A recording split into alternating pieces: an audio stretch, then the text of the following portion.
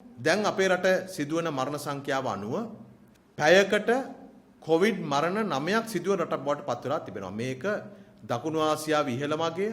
ඒ වගේම ආසියානු කලාපයේ දැන් අපි දෙවනි ඉහළම අගය බවට පත් වෙලා තියෙනවා. පැයකට කොවිඩ් මරණ 9ක් කියලා කියන්නේ ඊටාම සැලකිය යුතු භයානක තත්ත්වයක්. මේ කොවිඩ් මරණ 9නුත් මරණ 7ක්ම වයස අවුරුදු 60ට වැඩි අය. ඒ වගේම මේ සිදුවන කොවිඩ් මරණ 9න් 8ක්ම එක මාත්‍රාවක්වත් කොවිඩ් එන්නත නොලබපු අය.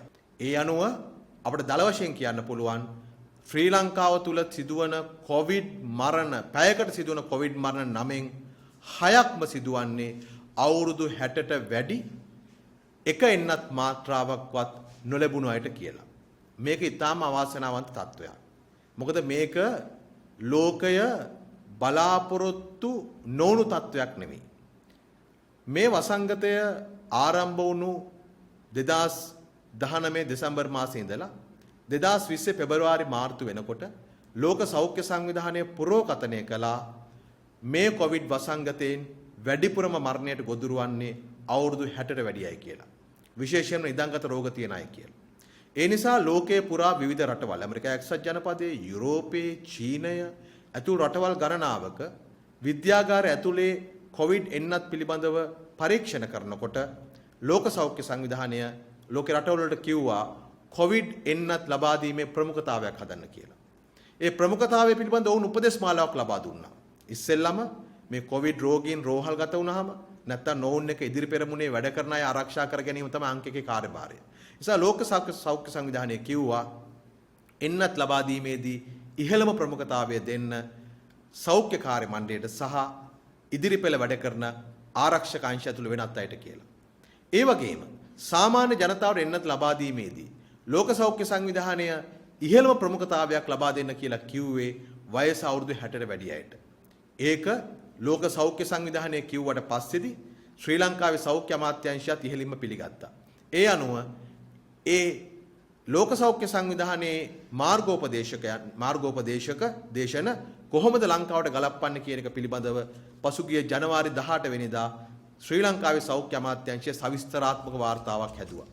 ඒ අනුව ඕන් ඉදිරිපත් කරා අපට එන්නත් අපිට අපේ ජනගහනයෙන් 3%කට එන්නත් ලැබුණොත් අපි ඒක දෙන්නේ සෞඛ්‍ය කාර්ය මණ්ඩලයට සහ ආරක්ෂක අංශ වලට කියලා. 3%න් පස්සේ 10% දක්වා අපිට එන්නතේ පළමු කෝට එක ලැබෙනකොට අපි ඊළඟට පටන් ගන්නවා කියලා කිව්වා වයස අවුරුදු 60ට වැඩි අයට එන්නත් මාත්‍රා ලබා දෙන්න. නමුත් සෞඛ්‍ය අමාත්‍යාංශයේ මේ තීන්දුව එකපාරට කන පිට ගැහුවා. එකපාරට වෙනස් වුණා. ඒක කොවිඩ් රාජ්‍ය අමාත්‍යවරියත් නොදැන තමයි සිද්ධ වුණේ. මම දන්නවා සෞඛ්‍ය අමාත්‍යාංශයේ සෞඛ්‍ය අධ්‍යක්ෂ ජෙනරාල් ඇතුළු ඉහළම නිලධාරීන් 60ට වැඩි අයට එන්නත් ලබා දීමේ ප්‍රමුඛතාවය වෙනස් වුණා කියලා දන්නේ ඒ තීන්දුව ආවට පස්සේ. අද අපි රටක් හැටියට භුක්ති විඳින්මින් ඉන්නේ අත්නෝමතික ලෙස කිසිදු සෞඛ්‍ය විද්‍යාත්මක පදනමකින් තොරව ඒ එන්නත් ප්‍රමුඛතාවය වෙනස් කිරීමේ ප්‍රතිවිපාක තමයි අද ජනතාව ජීවිත වලින් වන්දි ගෙවමින් ඉන්නේ. අපට මැයි මාසේ 8 වෙනිදා වෙනකොට සයිනෝෆාම් එන්නත් ලබා දීමේ අවස්ථාව ලැබුණා. ලෝක සෞඛ්‍ය සංවිධානය මැයි මාසේ 7 වෙනිදා සයිනෝෆාම් එන්නත් අනුමත කරා. මැයි මාසෙන් ආරම්භ කරලා ජුනි මාසයේ ඇතුළතදී මේ සයිනෝෆාම් එන්නතවත් අපේ වයස අවුරුදු 60ට වැඩි අයට ලබා දෙන්නට ආණ්ඩුව ප්‍රමුඛතාවය දුන්නා නම් අගෝස්තු මාසෙදී මෙතරම් මරණ ප්‍රමාණයක් සිද්ධ වෙන්නේ නැහැ. මොකද අගෝස්තු මාසේ සිදුවෙච්ච මුළු මරණ 4550න් 3000ක් විතර මරණ සිද්ධ වෙලා තිබෙන්නේ වයස අවුරුදු 60ට වැඩි එන්නතේ එක මාත්‍රාවක්වත් නොලබපු අය. මරණ 4550ක් සිද්ධ වෙනකොට එයින් 3000ක්ම වයස අවුරුදු 60ට වැඩි එන්නතේ එක මාත්‍රාවක්වත් නොලබපු අය කියලා කියන්නේ අපි ගත්ත තීන්දුවක බරපතල වැරදීමක් සිද්ධ වෙලා තිබෙනවා. ඒ තීන්දුව වෙන මොකක්වත් නෙවෙයි එන්නත් කරණයේ ප්‍රමුඛතාවයන් බිඳ හෙළලා Tamanට ඕන විදියට තනින් තන එන්නත් කරණය කරන්න ගත්ත දේ ප්‍රතිඵල තමයි අද අපේ රටේ වැඩිහිටියන් භුක්ති විඳින්මින් ඉන්නේ. මම මේ හඳුන්වන්නේ එන්නත් ගහගත්තේ නැති අය හැටියට නෙවෙයි එන්නත් නොලබපු අය හැටියට. මොකද මේ වයස අවුරුදු 60ට වැඩි කිසිම කෙනෙක් එන්නත් ප්‍රතික්ෂේප කරපු අය නෙවෙයි. ආගමික හේතු මත හෝ ජාතික හේතු මත හෝ වෙනත් හේතු මත හෝ එයා එන්නත ප්‍රතික්ෂේප කළේ නැහැ. හැබැයි ඔවුන් සමහර තැන්වල එන්නත් පෝලිං වලට ගියත් 60ට වැඩි නිසා ඔවුන් හරවල ගෙදර යවුවා. අද අන්න ඒ අත්නෝමතික අදූරදර්ශී අවිද්‍යාත්මක තීන්දුවේ ප්‍රතිඵල අද අපේ රටවල අපේ රටේ බොහෝ පවුල්වල අයට විඳින්න දරා ගන්න සිද්ධ වෙලා තිබෙනවා. ඒ වගේම තමයි මේ ලොක්ඩවුන් එකකට ආණ්ඩුවට යන්නට රට පුරාම බලකිරීමක් සිද්ධ වුණා. ලොක්ඩවුන් එකකට ගියාට පස්සේ ආණ්ඩුව කළ යුතුව තිබුණේ අපේ රටේ මේ ආසාදනය කොතරම් ව්‍යාප්ත වෙලාද කියන එක පිළිබඳව පැහැදිලි සාක්ෂි සහිත පරීක්ෂණයක් සිදු කරන එක. ඒ පරීක්ෂණ කරන්න වෙන මොකුත් නැහැ. තිබෙන්නේ PCR සහ ඇන්ටිජන් පරීක්ෂණ ප්‍රමාණය වැඩි කරන එක. හැබැයි මේ අගෝස්තු මාසය ඇතුළතදී අපේ රටේ මරණ 4500කට වඩා වාර්තා වෙනකොටත් දිනකට PCR සහ ඇන්ටිජන් පරීක්ෂණ කොතරම් අඩු ප්‍රමාණයක්ද සිද්ධ වෙන්නේ. අගෝස්තු මාසේ වැඩිපුරම PCR පරීක්ෂණ කරේ අගෝස්තු 19 වෙනිදා ඒත් PCR පරීක්ෂණ 22290යි. මේ පහුගිය අවසාන දවස් 3 මරණ 200 198 වගේ සිදුවන දවස්වලත් PCR පරීක්ෂණ කරේ කොච්චරද?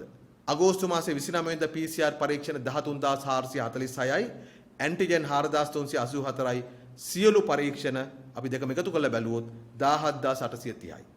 අගෝස්තු මාසේ 30 වෙනිදා PCR 13696යි ඇන්ටිජන් 3173යි එකතුව 16869යි. අගෝස්තු 31 වෙනිදා PCR 13936යි ඇන්ටිජන් 4323යි ඔක්කොම එකතුව 18259යි. ඒ කියන්නේ රට ලොක්ඩවුන් කරලා රට යම්කිසි ආකාරයකට යලිත් රෝගීන් අවම තත්වයකට පත් කරගන්න අවස්ථාවක් ලැබිලා තිබියදී අපේ රටේ දෛනික PCR ප්‍රමාණය 20000 ඉක්මවලා ගිහිලා තියෙන අගෝස්තු මාසයේ තුලම දවස් 4ක් විතරයි. ඒත් යන්තම් 20000 පැනලා තියෙන්නේ. ඇන්ටිජන් පරීක්ෂණ ප්‍රමාණය ඔක්කොම එකතු කරත් දවසකට 25000ක් සිදු කරපු දවස් තිබෙන්නේ අති ඇඟිලි ගන්නට වඩා අඩුවේ. ඒ නිසා PCR ප්‍රමාණය අඩු තරමේ ලක්ෂයකටවත් අරගෙන ගිහිල්ලා අපේ රටේ මේ රෝගය කොතරම් බරපතල ව්‍යාප්තිලා තිබෙනවාද? ඒ වගේ මේ PCR පොසිටිව් අය වෙන් කළා හඳුනාගෙන ඔවුන්ට ප්‍රතිකාර කරන්නට ඔවුන් නිරෝධායනය කරන්නට යෙදවීමේ කටයුත්ත සම්පූර්ණයෙන් මේකෙන් අසමත් වෙලා තිබෙනවා. එපමණක් නෙවෙයි. දැන් වෙනකොට ලෝකයේ මේ කොවිඩ් ප්‍රභේදයන් වේගෙන් වෙනස් වෙමින් තිබෙනවා. ඇල්ෆා ප්‍රභේදයේ මුලින් තිබුණා. පස්සේ ඩෙල්ටා ප්‍රභේදයට ආවා. දැන් ඩෙල්ටා ප්‍රභේදයේ විවිධ විකෘතිතාවයන් නැති වෙලා තිබෙනවා. ඒ වගේම දැන් අපේ රටේ ශ්‍රී ජාතික විශ්වවිද්‍යාලයේ පර්යේෂණ කණ්ඩායම ඇතුළුව ලෝකේ පර්යේෂණ කණ්ඩායම් දකුණු අප්‍රිකානු ප්‍රභේදයක් පිළිබඳ අනතුරු අඟවලා තියෙනවා. මේ ප්‍රභේදය තිබෙන ඩෙල්ටා ප්‍රභේදයටත් වඩා මාරාන්තිකයි කියලා කියනවා. මේකේ තිබෙන්න පුළුවන් අනතුර තමයි සමහර විට මේ එන්නත් උපරිම කාර්යක්ෂමතාවයකින් ඩෙල්ටා ප්‍රභේදය තරම් මේකේ වැඩ නොකර ඉන්න පුළුවන්. එහෙම දකුණු අප්‍රිකානු ප්‍රභේදයක් පිළිබඳව අනතුරු අඟවලා තිබියදී අපේ රටේ ආණ්ඩුව මේ රටේ කොවිඩ් ආසාදිතයන් සහ මරණ පිළිබඳව හැඟීමකින්ද කටයුතු කරන්නේ. ඒ පිළිබඳ අවධානයකින්ද කටයුතු කරන්නේ. අපිට ඒක පේන්නේ නැහැ. දැන් මේ මෑතක් වෙනකන් තවමත් ඒක සම්පූර්ණයෙන් පහ වෙලා ගිහලා නැහැ. ඉන්දියාව තුළ ඩෙල්ටා ප්‍රභේදයේ ව්‍යාප්තිය වේගවත්. ආසාදිතයන් ලක්ෂ ගණන් වලින් වාර්තා වෙන්නේ. මරණ 4000 5000 වාර්තා වෙමින් තිබුණා. ඒතොර එහෙම තිබියදී දැන් අපේ ආණ්ඩුව තීන්දුවක් ගන්නවා ඉන්දියානු සංචාරකයන් ගෙනා ගන්න. ඒ ඉන්දියානු සංචාරකයන් ගෙනා ගැනීම සඳහා ඔවුන්ට දෙන්නෙක් එනවා නම් එක්කෙනෙකුට නොමිලේට් ටිකට් ලබා දෙන තැනකට ආණ්ඩුව අද ගිහිලා තියෙනවා. අද ඉන්දියානු සංචාරකයන් ලංකාවට ගෙනා ගැනීම සඳහා වෙච්ච ප්‍රවර්ධන ව්‍යාපෘතීන් ආණ්ඩුව විසින් දියත් කරමින් යනවා. මේ තිබෙන්නේ 241 Escape to Paradise. Sri Lankan airline එක විසින් අදපු ප්‍රචාරක දැන්වීමක්. ඒතර මේ මෙවැනි ආකාරයේ අදූරදර්ශී වැඩ කරලා යලිත් වතාවක් තවත් රැල්ලක් නිර්මාණය කරගන්න ආණ්ඩුව උත්සාහ කරනවා. අපි දැක්කා මේ කොවිඩ් පළවෙනි රැල්ලේ ඉඳලම ආණ්ඩුව මෙවැනි ආකාරයේ ඔලොමොට්ටල තීන්දුව ගන්න උත්සාහ කරා. 2020 මාර්තු මාසයේදී ඉතාලියේ වේගයෙන් ඉතාලිය ඇතුළු යුරෝපා කලාපයේ වේගයෙන් කොවිඩ් පැතිරෙන කොටත් ශ්‍රී ලංකන් ගුවන් සමාගම හරහා ආණ්ඩුව මෙවැනි දැන්වීම් පළ කරා. ශ්‍රී ලංකාව සුරක්ෂිතයි කිසි ප්‍රශ්නයක් නැහැ. මෙන්න අපේ සෞඛ්‍ය පහසුකම්, මෙන්න අපේ ICU beds එන්න ලංකාවට කියලා ඔවුන් වීඩියෝ සහිත දැන්වීම් හැදුවා. වාසනාවකට වගේ ඒ දැන්වීම් ප්‍රචාරය කරලා සංචාරකව ගෙනා ගන්න බැරි වුණා. ඊළඟට යන්තම් පළවෙනි රැල්ල යටපත් කරගෙන ඔළුව උස්සගෙන එනකොටම යුක්‍රේනයේ සංචාරකව ගෙනාවා. යුක්‍රේන සංචාරකව ගෙන්නනකොට ආණ්ඩුවේ ප්‍රබලයන් බැසිල් රාජපක්ෂ ඇතුළු ආණ්ඩුවේ ප්‍රබලයන් කියපු දේ තමයි යුක්‍රේනයේ සංචාරකයෝ ගේන්නේ අත්හදා බැලීමකට කිව්වා. ලංකාවේ කොවිඩ් පැතිරෙනවද කියලා බලන්න කියලා කිව්වා. අවසානයේ ඒකේ ප්‍රතිඵලය තමයි අපි එහෙම රැල්ලකට මුහුණ දුන්නා. දැනුත් මේ ඉන්දියන් සංචාරකයන් ගෙන්නන්න සූදානම් වෙන අතරෙම රුසියානු සංචාරකයන් ගෙන්නන්න උද්‍යංග විරතුන් කටයුතු කරලා තිබෙනවා. එතකොට අද ලෝකයේ රටවල් විශේෂයෙන් මේ ඩෙල්ටා ප්‍රභේදයේ ව්‍යාප්තියත් එක්ක ලෝකේ රටවල් සංචාරකයන්ට අගුළු දාලා තියෙන්නේ.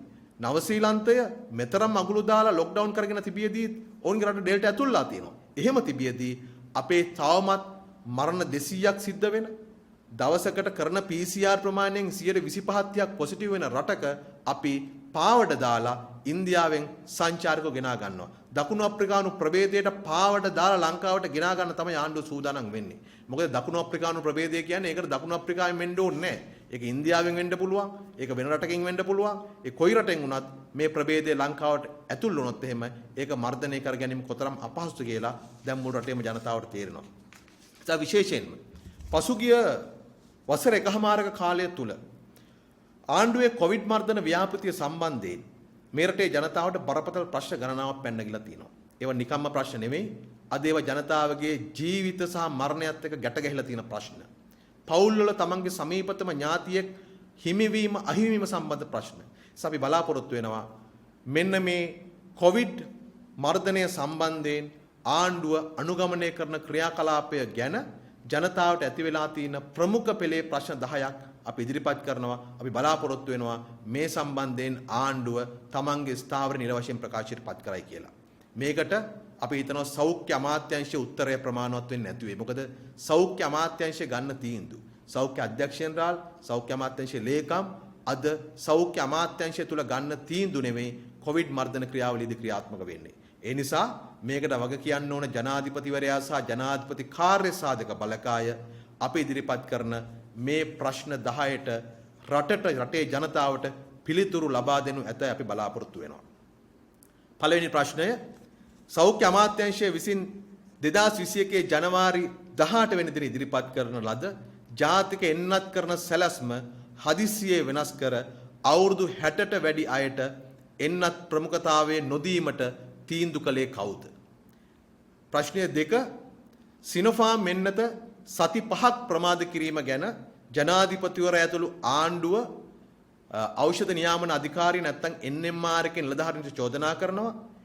එහෙම ඒ එන්නත භාවිතා කරන්නට ප්‍රමාද වෙන්නට කටයුතු කරපු NMR එකේ සහ එන්නත් විශේෂඥ කමිටුවේ නිලධාරීන් කවුද? ඔවුන් සම්බන්ධයෙන් මෙතෙක් අනුගමනය කරන ලද ක්‍රියාමාර්ගය කුමක්ද? තුන්වෙනි ප්‍රශ්නය එන්නත්කරණය ප්‍රමාද කරලා එන්නත් පිළිබඳ විශ්වාසය විනාතකට යවලා කෑගල්ලේ ධම්මික පැණිය වගේ දේවල් ප්‍රවර්ධනය කරන්නට සෞඛ්‍ය අමාත්‍යාංශය රෝහල් භාවිතා කළා. ඒ වගේම ඒට ආයුර්වේද සංස්ථාව ඇතුළු රාජ්‍ය ආයතනවල ලියාපදිංචි ලබා දෙන්න කියලා බලපෑම් කළා. එවැනි ආකාරයේ ප්‍රචාරණයකට හවුල් වෙච්ච රාජ්‍ය නිලධාරීන්, රාජ්‍ය අමාත්‍යවරුන්, മന്ത്രിවරුන්, පාර්ලිමේන්තුවේ ප්‍රධානීන් සහ සමහර මාධ්‍ය ප්‍රධානීන් මේ පැණි කෝලමේ වගකීම බාර ගන්නවාද?